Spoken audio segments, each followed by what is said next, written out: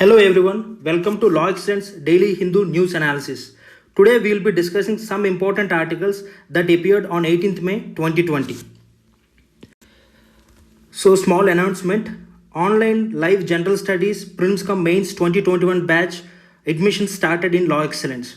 For any queries, please call to this number 90521 93939.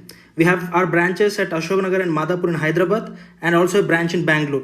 We have a residential campus too. We will start our discussion. The whole discussion is categorized into two types. One is deep daily editorial enrichment program. This covers those articles that appeared in editorial page of Hindu. And the other section is targeted news analysis. This covers various other articles that appeared on the other pages of Hindu. These are the page numbers of Hyderabad and Bangalore edition. So today's first article is Getting India Back to the Afghan High Table. What is the essence of this article? The article is critical about India's policy approach towards Afghanistan, especially Taliban. It is skeptical about the outcomes of the policy approach adopted by India towards Afghanistan. And also it provides what should be done, what should be the changes that India has to bring in its policy approach. And here comes the syllabus mapping. In mains, it comes under GS paper 2 international relations, India and its neighborhood topic, and even it can be asked under the topic effect of policies and politics of developing and developed countries on India's interest. The issue is India-Afghan relations, and the dimension that is covered in this article is India has to open talks with Taliban. That is what the fundamental essence of this article. So here are some learning objectives of this article. To understand the issues involved in the present approach adopted by India towards Afghanistan. So what are the issues involved in the present approach? And to know about the approach to be followed by India. And to know about the Afghan peace talks and its impact on India. The article says that Indian foreign policy makers and security experts haven't anticipated the present situation, especially the political situation in Afghanistan. If they could have anticipated, maybe they could have engaged with all the political forces that are relevant in Afghanistan. Traditionally, India always used to engage with only Afghan government. They never recognized or acknowledged the presence of Taliban. This fundamental approach resulted in negative repercussions right now. What has happened to India because of this policy approach? The first one, issues involved in the policy got exposed when Ashraf Ghani, the president of Afghanistan, haven't insisted India's presence in a United Nations Secretariat organized meeting with Afghan bordering countries, and even that meeting gave invitations to USA and Russia, but not to India. And India unconditionally supported Ashraf Ghani, but this person never insisted that India's presence is needed. So this is one negative repercussions we got out of it. Next one, the lack of reciprocity by Ghani is predictable, as he always relegated India to the last in the matters concerned to Afghanistan matter, which Indian policymakers fail to take into consideration. So the problem is not with Ashraf Ghani, but Indian policymakers, because every time, even in 2014, Ashraf Ghani have done the same thing. He relegated India to the last person. So, but why you people gave unconditional support to Ashraf Ghani? Again, it's a question mark. Now the third repercussion. India is also not satisfied with the US even after good chemistry between the two leaders was present. Even US never insisted India's involvement in the process. What happened to US? Why US not insisted India's presence in the in the policy approach?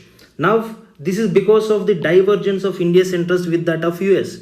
US have a different set of interest over Afghanistan, and India's interest over Afghanistan is a completely different. So because of this divergence of interest, even US not insisted India to present in this international policy framework. Now, and also US wants India engage directly with the Taliban or the matters of terrorism, not just alone with the government of Afghanistan. This is what they are asking India. Now they are asking India, why don't you engage with Taliban directly? Because your issue is terrorism. So you please directly speak with Taliban. Why you are keeping these people out? Why you are only insisting on talks with Afghan government? This is a fundamental issue. The present approach of India looking terrorist as a homogeneous group has to be abandoned as the global powers recognizing the distinction. So earlier, for example, Russia and Iran, they too supported India's claim that Taliban's, whether they are in Pakistan or Afghanistan, they are same. But right now, this understanding is not getting support from any country. Even Russia is not supporting that claim. Even Iran is not supporting. Now there is a distinction between Taliban that is present in Afghanistan and other terrorist groups that are present in Pakistan. And even right now, it is the time for India to recognize even this basic fact. So the traditional policy approach which India adopted, it really didn't give any dividends to India. So now we have to rethink on it. Now we will see what should be followed then. If this issue is a flawed approach, then what we should follow. Despite India's good effort in the last 18 years over Afghanistan, still it finds itself on margins of international diplomacy, and it is reflected, and we have discussed in the previous slide. Now the supporters of Indian perspective or Taliban has no bias now as it was before by countries like Russia and Iran. So it is better India rethink its policy towards Taliban and Afghanistan and try to engage with Taliban. So what is the solution? Please ensure some talks with Taliban. Having talks with Taliban, having communication with Taliban doesn't mean that you're recognizing these people. India should remember that engaging and communicating with Taliban doesn't mean accepting the group. We have to understand. So it has to open talks with Taliban and with all political groups. Elsewhere in today's newspaper, there was an article given which says that this is not the right time for India to engage with Taliban. Yes, we have to engage with these people, but right now it's not the time. When these people are actively engaged, when Taliban is actively engaged in Afghan peace process, then we can really engage with Taliban. But right now, these people are in a destructive mode, so it is not the right time to engage with Taliban. Now we will look into the US Taliban agreement. What was that agreement is all about? Now under this agreement, there is a release of 5,000 Taliban and 10,000 non-Taliban prisoners. So removal of United Nations Security Council sanctions that were imposed against the Taliban fighters. So all these things will be removed as per this US Taliban agreement. Now US coalition forces will be reduced to 8,600 and withdrawal from 5 military bases and removal of US sanctions against Taliban.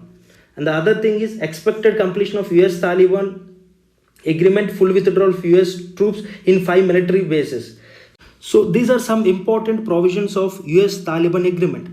Now what is the impact of this agreement on India? How it will affect India? This deal alters the balance of power in favor of the Taliban, which will have strategic security and political implications for India. Yes, there will be tilt of power towards Taliban from Afghan government, which India doesn't like. The deal may jeopardize the key stakes of India and Afghanistan. India has a major stake in the stability of Afghanistan. India has invested considerable resources in Afghanistan development. We have constructed a parliament in Kabul, and we have also constructed a dam called Salma Dam, which is also called as India-Afghanistan Friendship Dam. So we have a lot of investments. India invested a lot in social and physical infrastructure in Afghanistan. So what happens to these investments that are made if Taliban comes to power?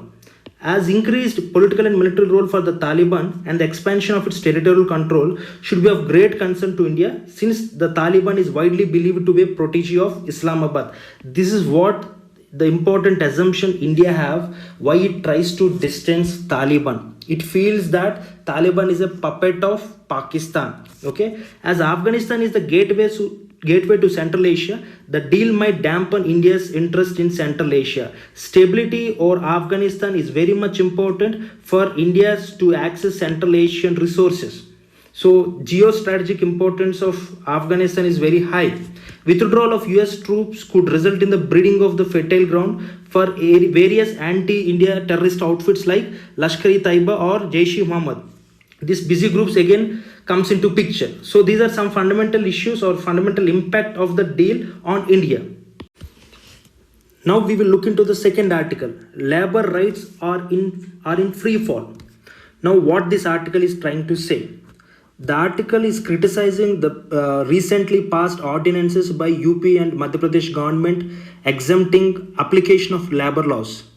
Now it is also trying to say that the present situation is part of a bigger agenda the present central government is trying to bring in the last 4 to 5 years. It is not just a individual situation. It is not just an isolated situation. It is part of a bigger agenda what the government is trying to bring in. Now, what are the issues involved in this approach, and how these ordinances will be going to affect the rights of the laborers? And these are the important things which this article is trying to speak about.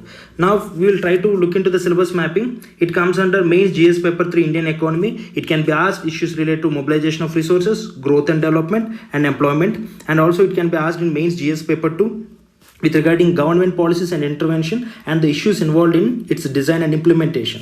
And what is the issue that the article is trying to address? Labor laws. Okay, scrapping of labor laws. Dimension. Scrapping of labor laws is a part of a bigger agenda. It's not an isolated situation. It is part of a bigger agenda of the present government. It is critical about the government moves. So what are the learning objectives? To know about the exemption of labor laws as part of an agenda. That is the first objective. And the second one, to know the exemptions don't serve the intended purpose. So what is the purpose for which these labor laws exemption are being made? One is ease of doing business. Really will it achieve? These are some fundamental questions the article is trying to address. What the article is trying to say is that the recent ordinances brought by Uttar Pradesh and Madhya Pradesh to exempt applications of labor laws to attract foreign direct investment is a baseless argument. The article says that the governments are arguing that exempting or scrapping labor laws or environmental laws will enhance India's ranking in ease of doing business, which in turn bring investments to India. It criticizes this approach of the government, and also the article is saying that this is not an isolated situation. This is a situation that is prevailing in the last 5 to 6 years. For example, it is trying to say about the recent codification of various labor laws. Initially, we used to have some 44 labor laws. Now all got consolidated under 4 codes. These codes are code wage bill, and we have code on industrial relationship, and we have code on social security, and we have code on occupational health and safety and working conditions. Now all the labor laws got diluted and got consolidated into these 4 codes. So now what this article is trying to say is that even the present ordinance that is passed by Madhya Pradesh and Uttar Pradesh is also in sync with this trend. Now what are the changes in labor laws that are part of this broad agenda? UP passed an ordinance which exempts application of Minimum Wages Act. This is the first thing which this UP government has done through its ordinance. And before this, the code on wages distinguished between minimum wage and the floor wage, and mandated industrial units to provide wages above the national floor wage, diluting the minimum wage. It is not only UP ordinance that exempted minimum wage, even the code on wages, even that diluted the minimum wage. So it is trying to argue it is in sync with the trend, the existing trend. The second one, UP ordinance exempted employees from complying with the Industrial Disputes Act of 1947, and therefore they can hire and fire employees at will, because Industrial Disputes Act is now exempted. Now this is in trend with the proposals present in the labor codes. Even the labor code have similar provisions. Now MP ordinance exempted direct inspection of units that are employing less than 50 people and provided for third party inspection. So those factories which have less than 50 people, no need for an inspection by the government. A third party inspection is sufficient. Even the wages code have the similar provision. It also diluted the inspection process. It shifted to something called inspection cum facilitator process. So the other thing which the MP ordinance tries to deal with, MP ordinance altered the industrial dispute resolution by making trade unions strikes cease to operate. Even the code and industrial relations have similar provisions. It tried to disempower, de-recognize trade unions by increasing the membership from 15% to 75% of the employees for a trade union to get recognized. Now under this provision, 75% of the membership should be there for a trade union to get recognized, to negotiate with the trade union. Now what the governments are trying to say is that the intention of scrapping the labor laws is for 2 reasons. One is to mitigate the effects of lockdown. This is the first reason what the governments are trying to say. And the second one, it will bring in some private investment, it will enhance private investment. These are two reasons which the government is trying to say to support its policy decisions. Now, are the decisions taken serves the intended purpose? We will see it. The exemptions from applications of laws varies from 1,000 days in MP to 3 years in UP. So in UP for 3 years, the labor laws are being exempted due to the effects of lockdown. But is there any guarantee that the effects will last for those many years? And again, it's a doubtful. The past experience shows that these measures might not stimulate the economy as visible in the measures taken by RBI to reduce interest rate but failed to revive the animal spirit. So even RBI have come with many measures in the recent times, but even that failed to stimulate the private investment. Then how come this scrapping of laws will stimulate economy or stimulate private investment? Next, even the other initiative taken by the government, reduction in corporate tax, haven't increased the private capital in the succeeding quarters. Then how come this policy will increase private investment then? And relying on private investment for economic recovery when the environment is uncertain and not conducive will be futile. So now we are in a crisis. In a crisis, depending on private investment for economic recovery will be futile, because private investment will be based on many other factors like availability of demand and all other things. Now we will look into what are the changes exactly brought by Uttar Pradesh and Madhya Pradesh. The Uttar Pradesh government through an ordinance has approved exempted business from the purview of all the labor laws except few for the next 3 years. This is the first fundamental change brought by the ordinance. Next one, the labor laws related to settling industrial disputes, occupational safety, health and working conditions of workers, and those related to trade unions, contract workers, and even migrant laborers will become defunct. This is the second thing. The third one, the changes in the labor laws will apply to both the existing business and the new factories being set up in the state. Of course, these laws related to bonded labor, deployment of women and children, and timely payment of salaries will not be relaxed. And what are the changes brought by Madhya Pradesh government? Madhya Pradesh government has also suspended many labor laws for the next 1,000 days. Few important amendments are: employees can increase working hours in factories from 8 to 12 hours and are also allowed up to 72 hours a week in overtime, subject to the will of employees. The second thing, the factory registration will be done in a day instead of 30 days. In addition, the license should be renewed after 10 years instead of a year. There is also a provision of penalty on officials not complying with the deadline. These are some initiatives introduced through this ordinance. Now, industrial units will be exempted from majority of the provisions of Industrial Disputes Act. And the other thing is, contractors employing less than 50 workers will be able to work without registration under the Contract Labor Act of 1970.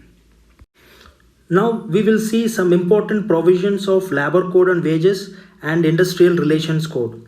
This Labor Code on Wages was passed by both Lok Sabha and Rajya Sabha, and what it's trying to do is that it seeks to regulate wages and bonus payments in all employments. And what it does is that it tries to replace the following four laws, like the Payment of Wages Act of 1936 and Minimum Wages Act of 1948 and Payment of Bonus Act of 1965, and there is something Equal Remuneration Act of 1976. So it replaces the existing four laws and it will be applying to all employees. The code allows the central government to fix floor wages, taking into different factors like geographical factors and skill factors. Before, we used to have three factors that has to be taken into consideration to come at a minimum wage. One is geography, second one is skills, third one is type of occupation. But now this labor code, what it is done is that it cancelled the third criteria. Now it takes into consideration geography and skills to arrive at a national minimum wage. And these are some important provisions with respect to Industrial Relations Code. It provides for a fixed term employment allowed under the law. It also provides for termination after fixed term. Even the present ordinance of MP is following these two things, fixed term and termination things. Under this code, fixed term workers will get all statutory benefits. Now, the trade unions under this code will be recognized only when it have the support of 75% of the workers. Then only it will be recognized. Then there will be a negotiating council which will be formed in absence of 75% support. It means it is trying to replace trade unions with a negotiating council. And to take a mass casual leave, it will be considered as a strike, and 14-day notice before any strike or layout has to be given to the government. Now, under this code, government to have power of litigations involving minor disputes. So these are some important provisions of the two codes that are mentioned in today's article. Now we will see the third article, license to beat, abuse and kill. The article mentions about the brutalities committed by the police, especially during the lockdown phase on migrant workers, and how it violated fundamental rights of the people. And also the article is trying to discuss what are the factors that contributed to this attitude of the police. Of course, it is mentioning about the colonial factors, and also it is considering some other factors which made police to commit this brutality. So now here we'll move on to the syllabus mapping. It comes under Indian polity and governance, important aspects of transparency and accountability, and role of civil service in democracy. And what is the issue the article is trying to say about police brutalities that are being committed during lockdown phase. And the dimension to it is the factors that are contributing to the police brutality. These are some learning objectives of this article. One is to know about the colonial legacy inherent in police functioning, and to understand the factors that are contributing to the police brutality. Now the article tries to look into the reasons for such high-handedness of the police or innocent victims. There are some legal issues, there are some legacy issues, and there are some resource crunch which are acting as a factors for this high-handedness of the police. What are those factors? One is legal authority that equipped police with lathis and pistols. Giving weapons to police is one reason for such high-handedness. And the second one is there is a lack of grievance redressal mechanism to address the grievances of the people and to inquire into the excesses committed by law enforcement personnel. So now the police don't have a fear because there is no redressal mechanism, no proper grievance redressal mechanism. And the third one, the inherited traits of brutality from training institutions. The training institutions fails to provide sensitivity training to the police. And there is an inherent belief that this brutality is just part of a policing. So this is how you can create fear in the minds of the people. This is how you ensure law and order in the society. And one more important point is that lack of human rights as part of training curriculum. Yes, there are some courses which provide human rights, but it is not holistically given. So this is one issue that is responsible for this high-handedness of the police. And the other thing, lack of close supervision by senior officers. Even senior officers promotes the junior officer to go for this brutality. So they never try to correct the wrongdoings of junior level officers. This is also one issue. And again, long duty hours and tremendous pressures without any scope for relaxation. So this is creating lots of frustration, especially during the lockdown. The police forces are overstressed and resulting in frustration. Now the other thing is large number of vacancies. Example, India has only 100 police for 1 lakh population, which is very much less when compared to the global standards. Now how this issue of high-handedness can be addressed? Now the article is trying to give some solutions to address this high-handedness. One is to bring some changes in the recruitment process. So that is one fundamental point the article is trying to say. And the second thing is human rights has to be instilled in the training process. So the course has to be designed in such a way that it has to include some courses on human rights too. Then the third one, close supervision by the senior officers. The senior officers should not let the junior officers to go for this brutality. They have to supervise the junior officers. So this is the third thing. The fourth thing is that increase the police personnel. For example, adopt United Nations recommendation of 222 police personnel for a population of 1 lakh.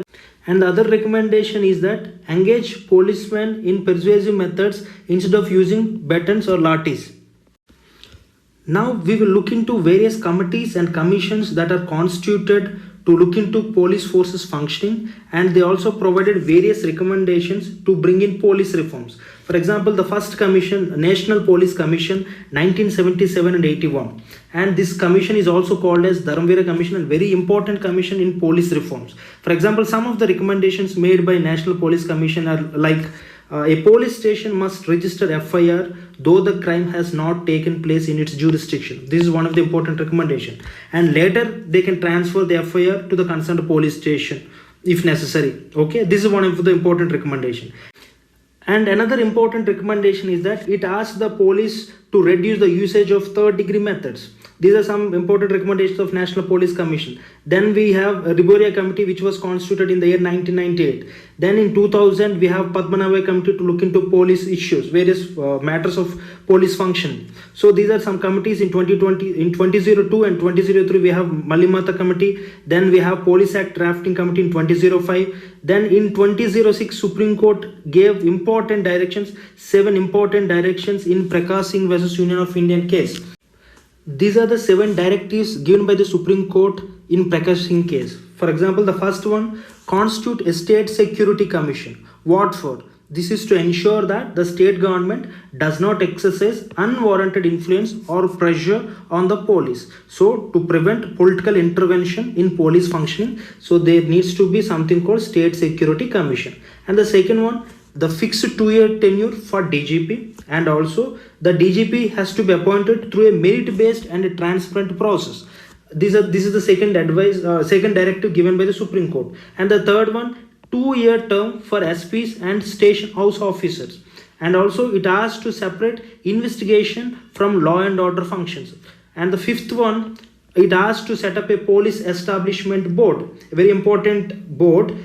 The function of that board is to decide and make recommendations on various matters like transfers, postings, promotions, and other service related matters. And also the sixth guideline is set up police complaints authorities at state and district level. The function of this police complaints authority is to look into public complaints against the police officers. And the seventh guideline is to set up a National Security Commission at central level.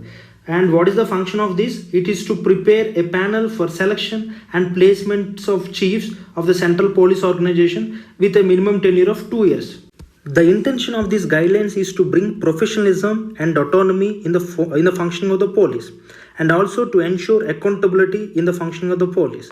Now we will look into, there are many reform committees reports which are remain unimplemented, and here we have seen till 2006, and in 2007 we have Second Administrative Reforms Commission, and in 2015 we have a Police Act Drafting Committee too. Now some of the important recommendations given by various committees, and one is mitigating political interference. The threat of transfer and suspension is the most potent weapon in the hands of politicians. This brings lot of pressure on the police functioning. The next one is separating investigation from law and order functions. Even Supreme Court gave the same directions in its 2006 judgment. And the other one is registering all offences. Most of the time police doesn't register offences. So it should be made mandatory for police officers to register all crimes that are reported to them. Then one of the other recommendation is complaints against the police. Here we have set up something called Police Complaints Authority. So that function is to take complaints against the police by the public. Then preventing police torture. Even Dharmveera Commission recommended that. Then there is something called recording of statements.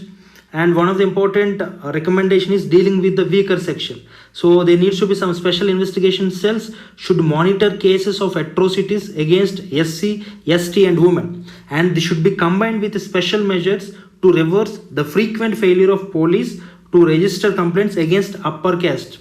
And the other important thing, targeting recruitment of women. Only 1.79 of the police force comprises of women. So the police has to be gender sensitive. So they should be recruited, women should be recruited in much large numbers, and they should be made an integral part of the police organization. And the next one is abiding by the Supreme Court guidelines. So the guidelines given by the Supreme Court in 2006, it has to be abided. Now we will see the next article, lockdown extended. Now it got extended till May 31st, and states will take a call on infection zones. Till now center used to take a call on red zone, orange zone and green zone. Now that power was given to the states. Now what this article is trying to focus is what is allowed in this during this lockdown period and what is not allowed. And The syllabus mapping of this article is government policies and interventions for development in various sectors and issues arising out of the design and implementation. And it can also be asked under issues related to health. And the issue is COVID-19 lockdown, and the dimension is lockdown 4.0. Already we have finished 3 lockdowns. Lockdown 3.0 done. Now we are in lockdown 4.0. So what is the learning objective? To know about what is allowed and what is not allowed during the lockdown 4.0.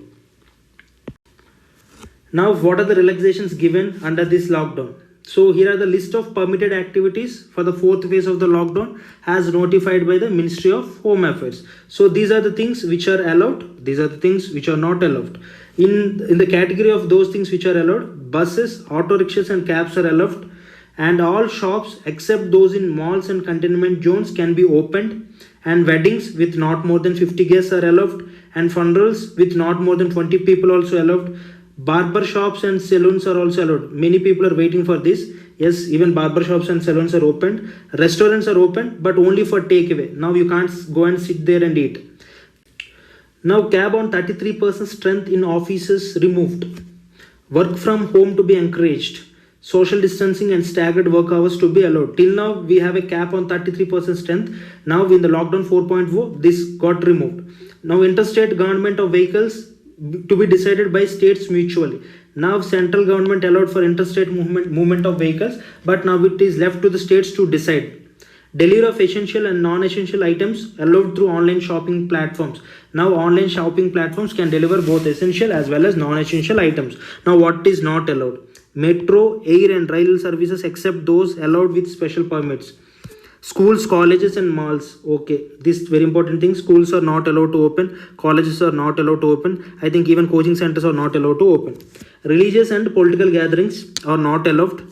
Night curfew for non-essential services remain in force from 7 p.m. to 7 a.m. So still that night curfew will be there, especially for non-essential services.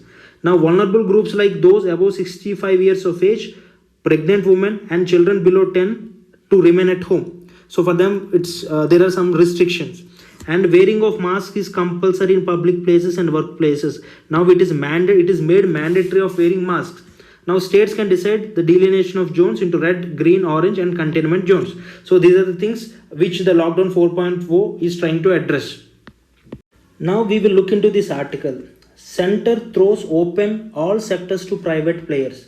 Now this article is part of the 5th and the final set of measures announced by the government as part of Atmanirbhar Bharat Abhiyan.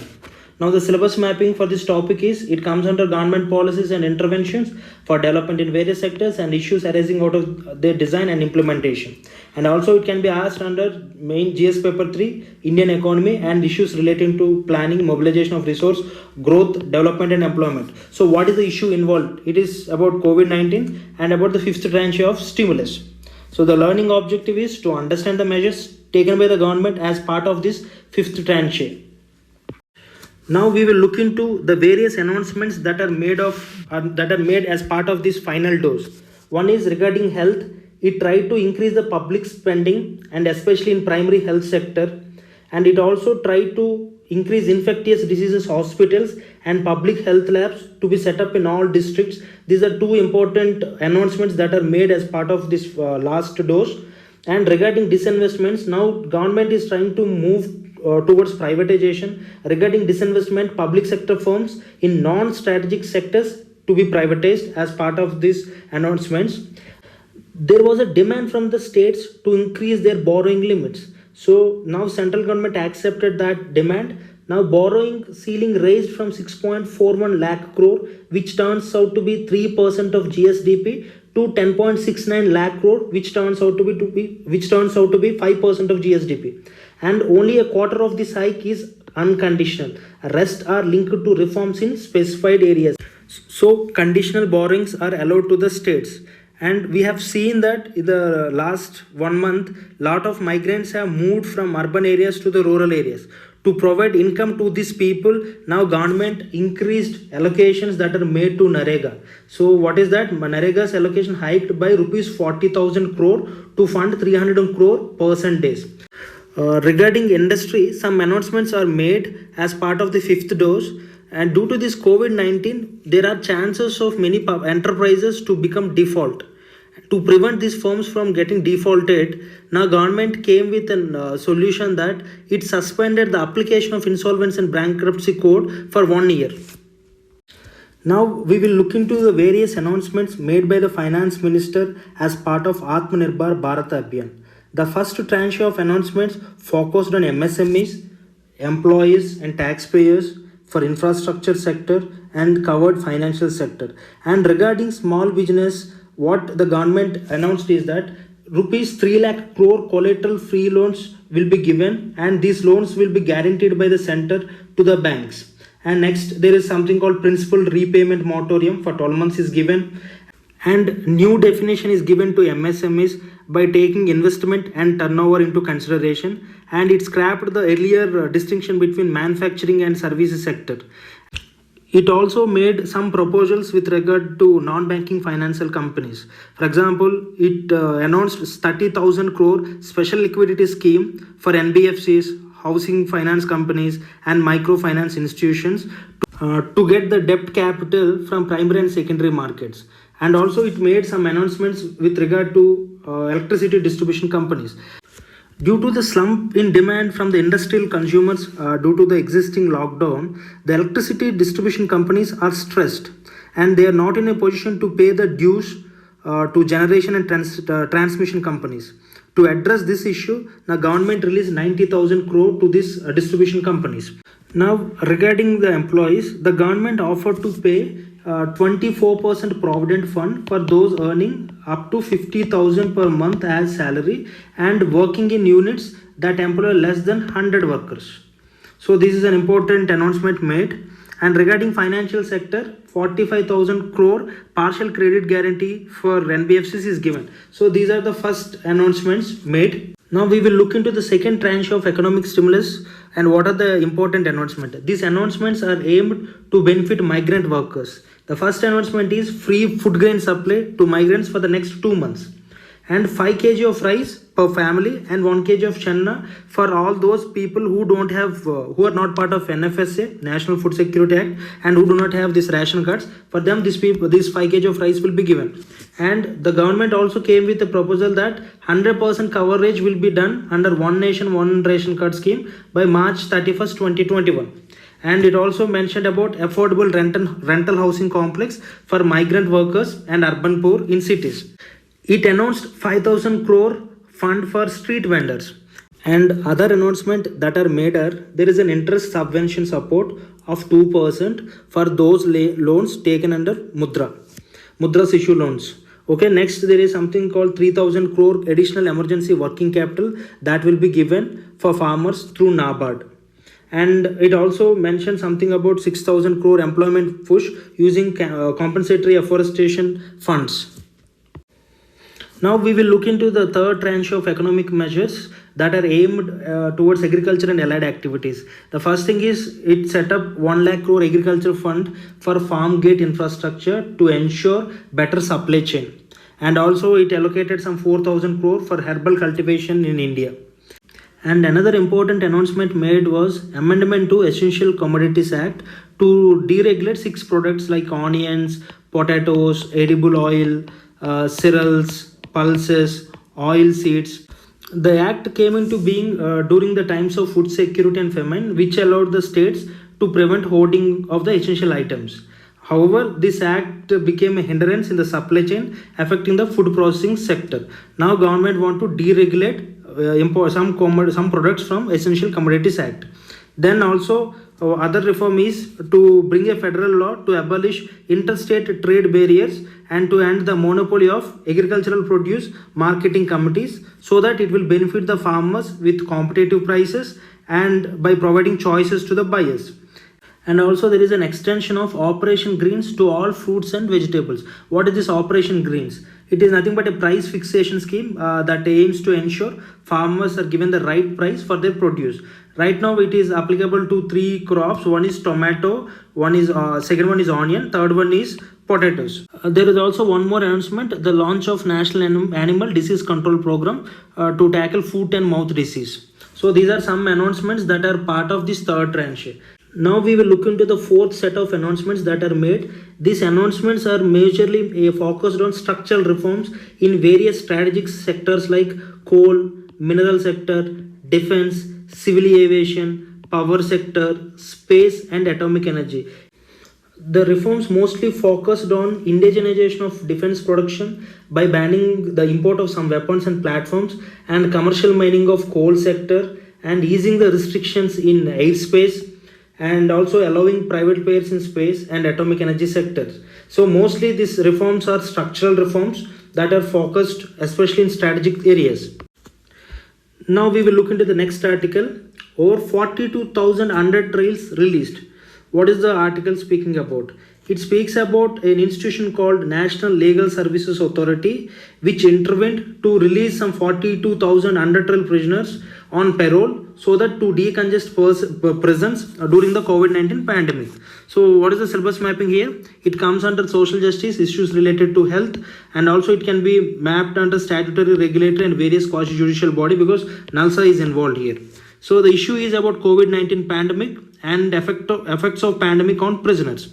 So the learning objectives is to know about the conditions of under trial prisoners due to the lockdown and to know about the National Legal Services Authority. For these under trial prisoners are those who are in the judicial custody and facing trials in the courts. Okay. The article also mentions a Supreme Court observation which says that physical distancing is impossible to maintain in these crowded prisons where the occupancy rate is almost to 117%, and without maintaining physical distancing it is very hard to contain the spread of coronavirus. This is what the article is trying to mention. Now we will look into something called National Legal Services Authority. Now it has been constituted under the Legal Services Authority Act, so it is a statutory body. And what is the function of this National Legal Services Authority? The function is to provide free legal services to weaker sections of the society. Now who will be heading this? The senior most judge of the Supreme Court of India will be the executive chairman of this authority. And other important functions is to organize Lok Adalas for amicable settlement of disputes and provide free legal aid in civil and criminal matters for both poor and marginalized people. And it tries to achieve the directives provided under Article 39A of the Constitution. What Article 39A says? It provides for equal justice and free legal aid. So National Legal Services Authority strives to achieve the directives that are mentioned under Article 39A. And here we have one thing called one-stop center, which is called as Saki. So the range of services that are provided by this one-stop center to support women, those are affected by violence. They provide medical aid, they provide police assistance, they provide legal aid, and they provide counseling and also provide temporary shelter to the affected women. Now we will look into the highlights of that article. Supreme Court said in an observation which we already mentioned that physical distancing, an effective measure to check the spread of novel coronavirus, would be difficult in these crowded prisons. And also it issued guidelines, formed committees and asked the legal services authorities like NALSA to work together and release under trial prisoners and those on bail and parole to bring the prison population down.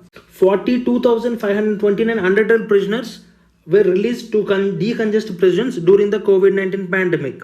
And as per National Crime Records Bureau, the rate of occupancy at Indian prisons is 117.6%, which is making the Indian prisons crowded. And NALSA, in coordination with Ministry of Women and Child Development, has also issued directions to the state legal services authorities to collaborate with one-stop centers. What are these centers which we have discussed before? These are the centers which provide various services to the women who are affected due to violence. We have done with today's discussion. Thank you.